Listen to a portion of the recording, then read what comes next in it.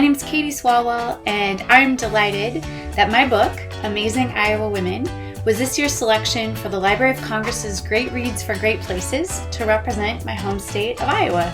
I'm actually talking to you today from Des Moines in my kids' treehouse in our backyard. How did you come up with the idea for the book?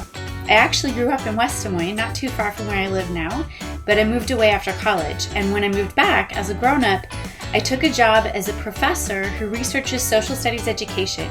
And something I noticed is that not many of the state history resources for elementary teachers and elementary students told stories about people from all the different backgrounds that make our state so interesting. Most of the resources were about wealthier, white, Christian men who originally came from Europe. And I know that our state's history is much more diverse than that, much more interesting than that. So I wanted to create a collection of biographies for kids that represented people who were Black and brown and indigenous, LGBTQ, young and old, differently abled, from lots of different religions, immigrants, people who are undocumented, the poor. Basically, I wanted every single kid in the state to be able to read this book and see themselves or see someone who looked like them and shared some piece of their identity. How does this book relate to your state? I decided to focus on women from all these different backgrounds who represented different professions from different eras in the history so that readers of all ages could be inspired and learn more about why Iowa is such a special place. Some of the women in this book are more famous, like Peggy Whitson. She's an astronaut who has logged more time in space than any other woman. Here's her portrait and biography. Or a woman like Adeline Wanatee, who's maybe a little less famous. Here's a picture of Adeline Wanatee, but nonetheless really amazing and important. She was a woman who built a tribally controlled school for the Meskwaki people, her people, on their settlement in central Iowa, and helped even document the Meskwaki language for the Smithsonian. What is your favorite thing about this book? My favorite thing about the book is all of the incredible illustrations. If you look really, really carefully, they all have lots of little clues in them to tell you more about the people in the portraits. So you'll notice here on the cover, this is Willie Stevenson Glanton. And if you look closely, you'll see that she has an NAACP pin on, and she's holding books about the Iowa Bar Association and the Iowa General Assembly, which tells you a little bit about her. She happened to be the second Black woman to become a lawyer in the state and was the first Black woman elected to the Iowa State Legislature.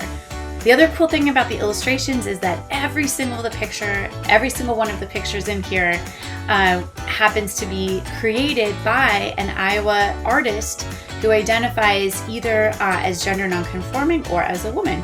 So extra special there. My favorite part about the state of Iowa is that it's filled with surprises. A lot of people from other parts of the country don't tend to know very much about Iowa or think it's filled with people who are all the same. They might think of it as flyover country. They get it confused with Ohio and Idaho. Even Iowans, honestly, don't always think we're that special of a place. But we have really important history that every person should know and a lot more diversity than people might think.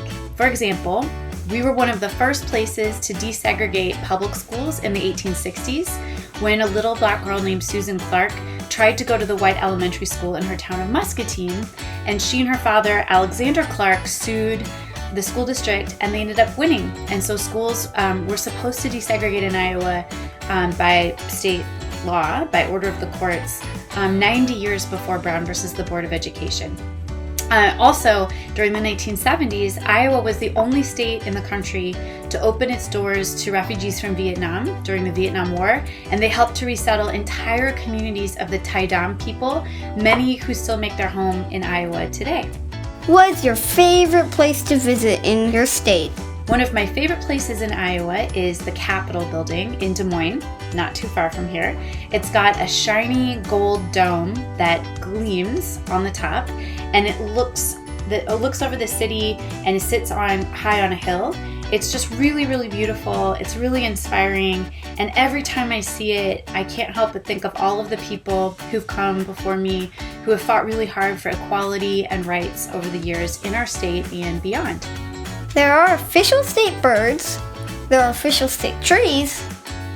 Is there an official state donut? If we were to have an official state donut, I think it would probably be a jelly donut. Nothing fancy on the outside, just like a plain glaze, but when you bite into it, you get a tasty surprise. Kind of like our state. I think there are lots of surprises and lots of ways that people would come here and maybe have more fun than they think they would and learn more than they think they would. So I hope you check out my book, Amazing Iowa Women, and I hope you come visit Iowa and learn more about the state.